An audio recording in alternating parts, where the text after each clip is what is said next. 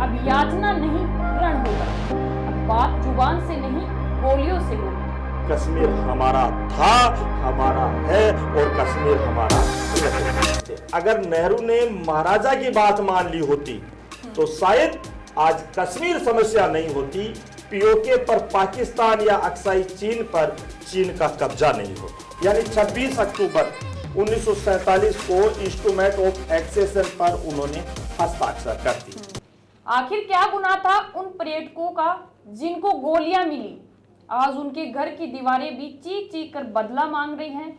इतना ही नहीं, उनसे पूछा गया कि हिंदू हो या मुस्लिम। फिर क्या जनाब, हिंदू शब्द मुंह से निकलते ही कर दिए छलनी। 140 करोड़ देशवासियों के सीने में बदले की भावना धधक रही है। अब याचना नहीं रण होगा। अब बात जुबान से नहीं गोलियों से होगी। नमस्कार, मैं आपके साथ सुमन। आज हमारे साथ स्टूडियो में मौजूद है पत्रकार ओम प्रकाश चौधरी। जानेंगे कि कश्मीर में हुई किन गलतियों का भुगतान हमें भुगतना पड़ रहा है। ओम प्रकाश, थोड़ा इतिहास जानना चाहेंगे कि वो क्यों बातें अधूरी रह गई थी जिनके कारण आज भी हमारा कश्मीर पीओके कहलाता है। देखिए सुमन, सबसे पहले तो पहलगांव में जो आतंकी घटनाक्रम हुआ है, जो कायराना हरकत की है आतंकियों ने, उसमें 26 लोगों की जो शहादत हुई है जी, उनको मैं श्रद्धांजलि अर्पित करता हूं और परमात्मा से प्रार्थना करता हूं कि उनके परिवार को, उनके परिजनों को शक्ति प्रदान करें। देखिए, मसला आज का नहीं है। मसला जब भारत देश आज़ाद हुआ था और इससे पहले जब संपूर्ण भारत देश में कुछ जगहों पर अंग्रेजों का शासन था तो कुछ जगहों पर राजाओं का शासन था। यानी यूँ कहा जा सकता है कि उस समय भारत जो था वो दो श्रेणियों में था। एक श्रेणी में अंग्रेज जहां पर अधिकार कर रखे थे, चाहे वो हम पश्चिम बंगाल की बात करें, कलकत्ता की बात करें, पंजाब की बात करें। एक वो रजवाड़ी स्थान, चाहे वो राजस्थान हो, मध्य प्रदेश हो, जहां पर राजाओं का शासन था। 1946 में यह कन्फर्म हो गया कि भारत देश से अंग्रेज पूरी तरह से निकल कर जा रहे हैं। 1947 का वो समय था जब भारत देश का एकीकरण हो रहा था। सरदार वल्लभ भाई पटेल ने बहुत मेहनत की और उसके बाद में एकीकरण करने की कोशिश हुई। उस समय कश्मीर का शासक हुआ करता था महाराजा हरि सिंह। महाराजा हरि सिंह को कहा गया, क्योंकि उस समय जो भारत का अंतिम वायसराय था लॉर्ड माउंटबेटन, उन्होंने कहा था हरि सिंह को कि आप पाकिस्तान में मिल जाइए। लेकिन हरि सिंह ने अपने विवेक से भारत में रहने की कोशिश की और एक बार हरि सिंह के मन में विचार आया कि मैं स्वयं यानी कश्मीर को एक स्वतंत्र राज्य रखूं, क्योंकि उसके मन में विचार यह था कि जिस प्रकार 6 देश मेरे कश्मीर के आसपास मिलेंगे तो आने वाले समय में मेरा जो कश्मीर है ये एक प्रकार से स्विट्जरलैंड है। स्विट्जरलैंड में तो हम सिर्फ एक हरे भरे बागान देख सकते हैं, हरियाली देख सकते हैं, लेकिन मेरा जो कश्मीर है, इस कश्मीर में आप नदियां भी देख सकते हैं, इस कश्मीर में आप झीलें भी देख सकते हैं, इस कश्मीर में आप पहाड़ भी देख सकते हैं। हरि सिंह के मन में विचार आया, जो महाराजा थे कश्मीर के, कि इस जो पाकिस्तान है उसमें ना मिलकर मैं पूरी तरह से मेरे कश्मीर को एक स्वतंत्र राज्य की श्रेणी में। 1947 को भारत देश आज़ाद हुआ। भारत देश के बंटवारा हुआ जिसमें भारत और पाकिस्तान दो अलग अलग देश बन गए। जब पाकिस्तान देश बना तो पाकिस्तान ने सबसे पहले हमला कर दिया कश्मीर पर अपनी तरफ लेने के लिए। उस समय महाराजा हरि सिंह ने कश्मीर की जो सेना थी, उस कश्मीर की सेना को पाकिस्तान से युद्ध करने के लिए भेजा। लेकिन उनमें कई ऐसे जिसको हम कह सकते हैं कि दूत निकले, वो दूत जाकर पाकिस्तान की सेना में मिल गए। फिर क्या था, हरि सिंह के जमीनों से पैरों से जमीन खिसकने लग गई।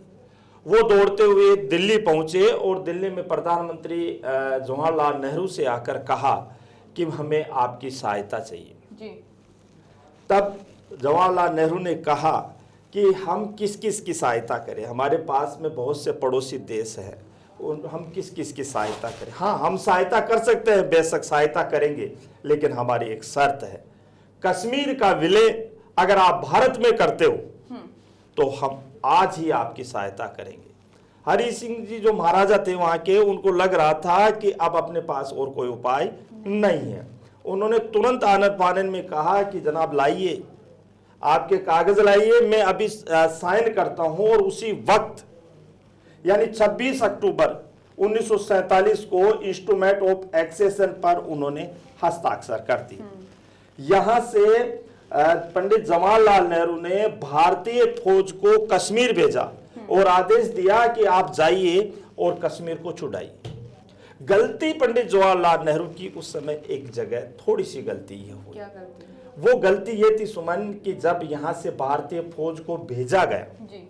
उस समय भारतीय फौज को ये नहीं कहा कि जो कश्मीर में जो पाकिस्तानी घुस आए हैं, क्योंकि 50% कश्मीर में जो हिस्सा था कश्मीर का, उसमें पाकिस्तानी सैनिक घुस आए थे। जब भारतीय सेना यहां से गई और यहां से जाके उनको रोक लिया, तब उनको यह आदेश नहीं दिया कि पाकिस्तानी सेना को आप वापस खदेड़ दो। सुमन, अगर उसी दिन पाकिस्तानी सेना के को खदेड़ दिया जाता और भारतीय सेना को आदेश दे दिया जाता कि आप आज ही इस पाकिस्तान की सेना को मुंह तोड़ जवाब दीजिए और इसको भारत से यानी कश्मीर से भगा दीजिए, इसको इनको सिंध पार करवा दीजिए, अगर वो हो जाता तो आज हमारा कश्मीर पीओके नहीं कहलाता। आज हमारे कश्मीर में गतिविधियां ये जो है वो नहीं होती, क्योंकि उस समय भी पहले भी कहा गया था, चाहे वो यहाँ पर शेर शाह सूरी ने अपना अधिकार जमाया हो या अंग्रेजों ने यहाँ अपना अधिकार जमाया हो या अकबर ने अपना अधिकार जमाया, उस समय भी कहा गया था कि भारत अटक से लेकर कटक तक है। अगर मैं अटक की बात करूं तो सिंध प्रांत में, सिंध में एक नदी है, उसका नाम है अटक, जो सिंध की सहायक नदी है।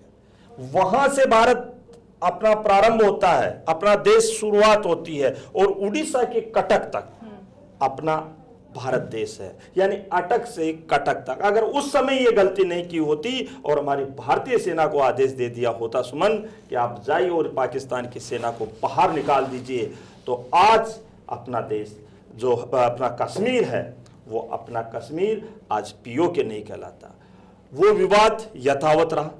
उसके बाद में पंडित जवाहरलाल नेहरू ने कहा कि हम युद्ध नहीं करना चाहते, हम कई सालों से जो अंग्रेजों की बेड़ियां हैं, इन बेड़ियों से मुक्त हुए हैं, हम इस बात को यूएनओ में लेकर जाएंगे।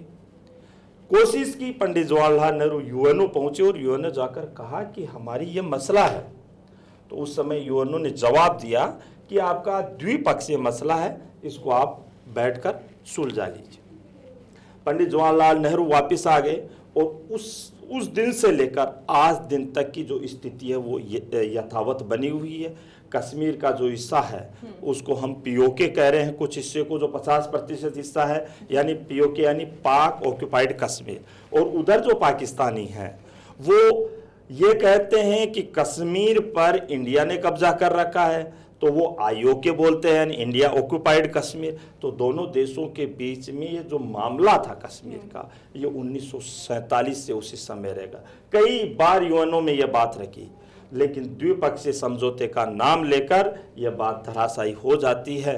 और अब उम्मीद है जी। और मुझे उम्मीद लग रही है अब सुमन कि आने वाले कुछ दिनों में अपने को देखने को मिल जाएगा, अपनी पीढ़ी को देखने को मिल जाएगा कि कश्मीर हमारा था, हमारा है और कश्मीर हमारा रहेगा। और सुमन 26 अक्टूबर 1947 को इंस्ट्रूमेंट ऑफ एक्सेशन पर हस्ताक्षर किए, जिसमें जम्मू कश्मीर, उत्तरी क्षेत्र Ladakh, trans Karakoram tract, POK और अक्साई चीन शामिल थे। अगर नेहरू ने महाराजा की बात मान ली होती तो शायद आज कश्मीर समस्या नहीं होती, पीओके पर पाकिस्तान या अक्साई चीन पर चीन का कब्जा नहीं होता। ओम प्रकाश, पहलगाम हमले के बाद भारत सरकार ने बड़े निर्णय लिए कि उनमें से एक निर्णय है कि सिंधु जल समझौते को खत्म करना। आखिर ये सिंधु जल समझौता है क्या? देखिए सुमन, सिंधु जल संधि है, सिंधु नदी है, जहां नदियों के जल के वितरण के लिए भारत और पाकिस्तान के बीच में एक संधि हुई थी। इस संधि में विश्व बैंक ने मध्यस्थता कराई थी दोनों देशों के बीच। इस संधि पर कराची में 19 सितंबर 1960 को भारत के उस समय के तत्कालीन प्रधानमंत्री पंडित जवाहरलाल नेहरू और पाकिस्तान के राष्ट्रपति अयूब खान ने दोनों ने हस्ताक्षर किए थे। इस समझौते के अनुसार 3 पूर्वी नदियों जिनमें व्यास, रावी और सतलुज का नियंत्रण भारत के पास और 3 पश्चिमी नदियां सिंधु, चिनाब और झेलम, इनका नियंत्रण पाकिस्तान को दिया गया। पाकिस्तान के नियंत्रण वाले नदियों का प्रवाह पहले भारत से होकर आता है। संधि के अनुसार यह रखा गया था कि भारत को इनका उपयोग सिंचाई, परिवहन और बिजली आपूर्ति हेतु करने की अनुमति है। इस दौरान इन नदियों पर भारत द्वारा परियोजनाओं के निर्माण के लिए सटीक नियम भी निश्चित किए गए थे और यह संधि पाकिस्तान के डर का एक परिणाम थी। ये बड़ी बात मैं आपको बता रहा हूं सुमन, पाकिस्तान को डर था और बड़ा परिणाम इसका निकलता है कि अगर नदियों का आधार भारत के होने के कारण कई युद्ध आदि की स्थिति रहती है तो पाकिस्तान को सूखा और अकाल झेलने का सामना करना पड़ेगा। और आज भारत के प्रधानमंत्री ने जो 5 बड़े निर्णय लिए गए हैं पहलगाम हमले के बाद में, इसमें से एक बड़ा निर्णय सिंधु नदी जल समझौते को भी खत्म करना है। क्योंकि देखिए, किसी भी दुश्मन को सुमन अगर हम उसकी कमर तोड़ना चाहते हैं तो जरूरी नहीं कि हम गोलियों से उसकी कमर तोड़े। गोलियों में देखिए कई वो बेचारे वो लोग भी हैं जो आम आदमी है, गरीब लोग हैं, शोषित पीड़ित है, वो भी उन गोलियों के शिकार हो जाते हैं। आप रूस यूक्रेन में देखिए कितना बुरा हाल हो रखा है। तो जरूरी नहीं है कि हम पाकिस्तान की कमर युद्ध से तोड़े, जरूरी नहीं है हम पाकिस्तान की युद्ध जो कमर है वो कोई परमाणु विस्फोट करके या सर्जिकल स्ट्राइक करके तोड़े। जरूरी है कि पाकिस्तान ने जिस प्रकार से कायराना हरकत की है उस कायराना हरकत का जवाब हम किस प्रकार दे सकते हैं। 5 महत्वपूर्ण निर्णय लिए गए जिसमें सिंधु जल समझौते को खत्म करना, अटारी बॉर्डर और बाघा बॉर्डर को बंद करना, इसके साथ में जितने भी पाकिस्तानी हैं 48 घंटे के भीतर भारत से उनको बाहर निकालना, साथ में भारतीय दूतावास को बंद करना और ऐसी कई सी चीजें हैं जिनको लेकर अभी बहुत बड़े निर्णय हैं सुमन, वो देखने को मिले। ओम प्रकाश, पाकिस्तान को 3-4 बार मुंह की खानी पड़ी फिर भी बाज नहीं आ रहा, ऐसा क्यों? देखिए, लातों के भूत जो होते हैं ना सुमन, वो बातों से नहीं मानते। भारत को महात्मा गांधी ने एक चीज सिखाई थी, अहिंसा परमो धर्म, और उसको लेकर हम चल रहे हैं। वसुदेव कुटुंब की भावना हम सबके अंदर है, परोपकार की भावना हम सबके अंदर है। भारत कभी भी किसी का गलत नहीं चाहता और ना किसी के साथ गलत होने देता, चाहे वो अभी वर्तमान में पाकिस्तान और बलूचिस्तान के बीच में विवाद चल रहा हो। पाकिस्तान और बलूचिस्तान की मैं बात कहूं, जब प्रधानमंत्री नरेंद्र मोदी ने 15 अगस्त 2015 को जब लाल किले पर वो तिरंगा पहना रहे थे तब उन्होंने बड़ा संदेश दिया था।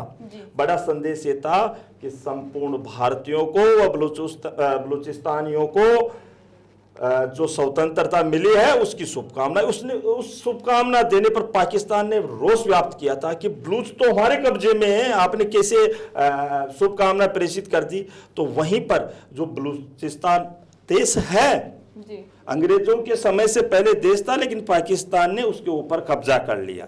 आज भी वहां राष्ट्रपति है, आज भी प्रधानमंत्री है, आज भी विदेश मंत्री है, गृह मंत्री है, लेकिन इतना सा है कि वो उस देश में नहीं है, वो स्वीडन में है। स्वीडन में बैठकर बलूचिस्तान को चलाते हैं। अभी कुछ दिनों पहले आपने भी खबर पढ़ी होगी, बलूचिस्तान छोटा है, जंग कर रहा है पाकिस्तान से। अभी कुछ दिनों पहले आपने देखा होगा कि कुछ दिनों पहले की घटनाक्रम में बलूचिस्तान के ऊपर से पाकिस्तान का हवाई जहाज निकल रहा था, उसमें 12 आर्मी के जो अधिकारी थे वो थे, उड़ा दिया, ऊपर का ऊपर उड़ा दिया। उन्होंने कहा कि हमारा संघर्ष, हमारा जो नारा है वो हमारा जो एक ही है कि हम पाकिस्तान से बलूचिस्तान वासी अलग होना चाहते हैं। उसके बाद एक कॉलेज की असिस्टेंट प्रोफेसर थी, वो अपने पूरे शरीर पर बम रख के बम फिट कर लेती है और जाके पाकिस्तान के एक पूरे थाने को उड़ा देती है। तो कहीं ना कहीं आक्रोश पाकिस्तान को झेलना पड़ रहा है। बलूचिस्तान के साथ भारत हमेशा था, भारत हमेशा है और भारत हमेशा रहेगा।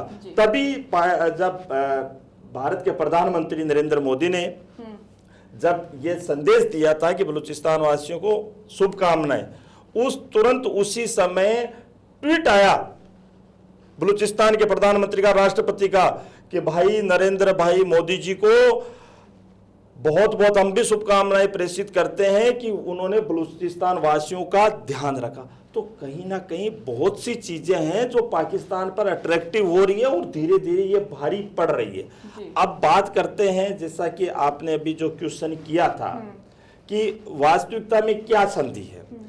देखिए सुमन, बहुत सी संधियां हुई पाकिस्तान के साथ। उस समय जब ये संधि हुई थी जिसकी अभी हम बात कर रहे थे, ये संधि हुई थी उस समय किसी प्रकार का भारत और पाकिस्तान के बीच में कोई विरोधाभास नहीं था और जो परिस्थितियां थी ये परिस्थितियां बिल्कुल सामान्य थी। लेकिन 1965 से पाकिस्तान लगातार भारत के साथ हिंसा के विकल्प तलाशने लगा, जिसमें चाहे 1965 में भारत पाक के बीच जो विश्व युद्ध हुआ, उसके साथ में 1971 में फिर भारत पाक के साथ युद्ध हुआ, 1999 में कारगिल का युद्ध हुआ।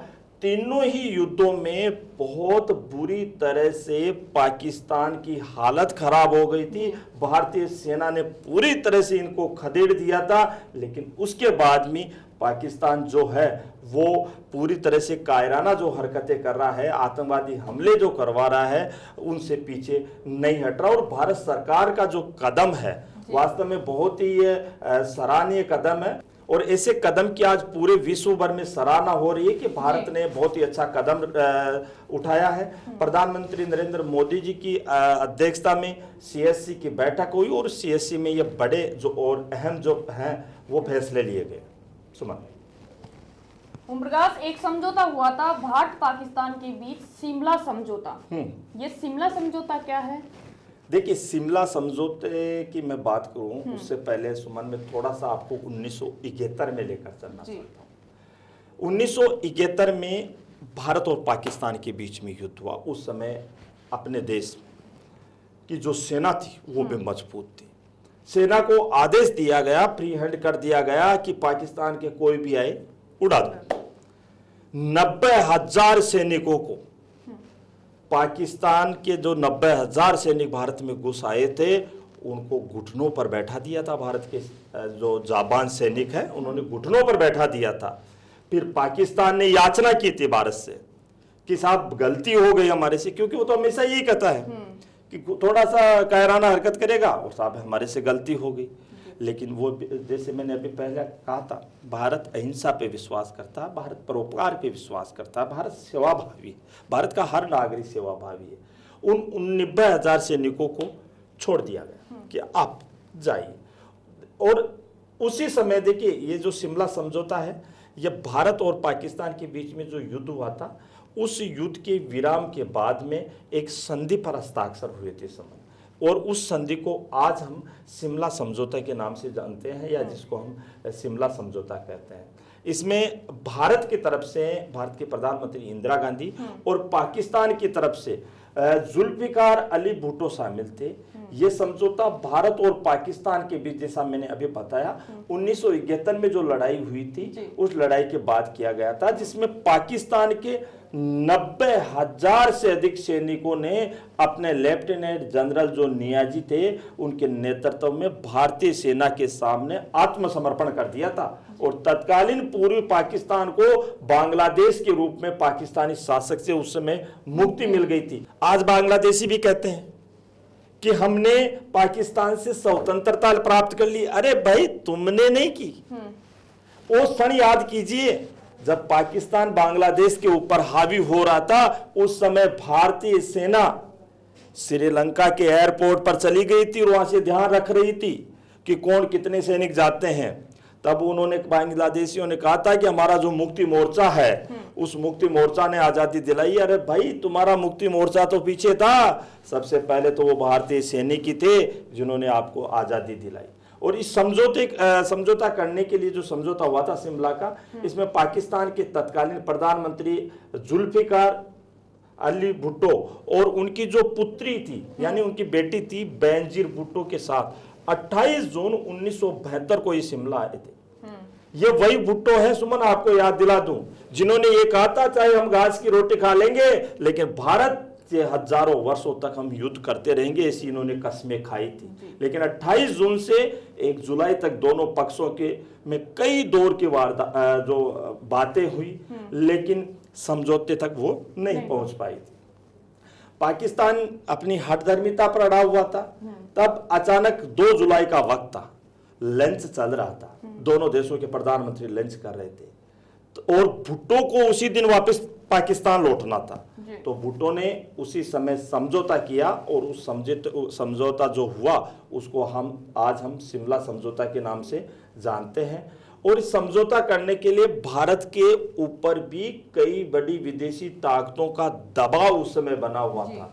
अपना सब कुछ लेकर पाकिस्तान एक जिसको बोलते हैं ना, थोथा सा एक आश्वासन भारत को दिया कि भारत और पाकिस्तान के बीच कश्मीर सहित जितने भी विवाद हैं, इन विवादों को, ये द्विपक्षीय मामला है, इनको बातचीत के जरिए सुलझा लिया जाएगा, अंतर्राष्ट्रीय मंच पर ये विवाद नहीं जाएंगे।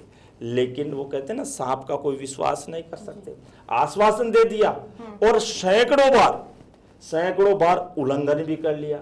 कश्मीर विवाद को पूरी निर्जलता के साथ अनेक बार अंतर्राष्ट्रीय मंचों पर उठाया गया, लेकिन क्या था, वास्तव में उसके लिए किसी समझौते का मूल्य उतना भी नहीं है जितना उस कागज का मूल्य है जिस पर वह समझौता लिखा गया था। इस समझौते में भारत और पाकिस्तान के बीच यह भी तय हुआ था कि 17 दिसंबर 1971 अर्थात पाकिस्तानी सेनाओं के आत्मसमर्पण के बाद दोनों देशों की सेनाएं जिस स्थिति में थी, उस रेखा को वास्तविक नियंत्रण रेखा जो एलओसी मानते हैं उसको माना जाएगा। कोई भी पक्ष अपनी ओर से इस रेखा को बदलने और उसका उल्लंघन करने की कोशिश नहीं करेगा।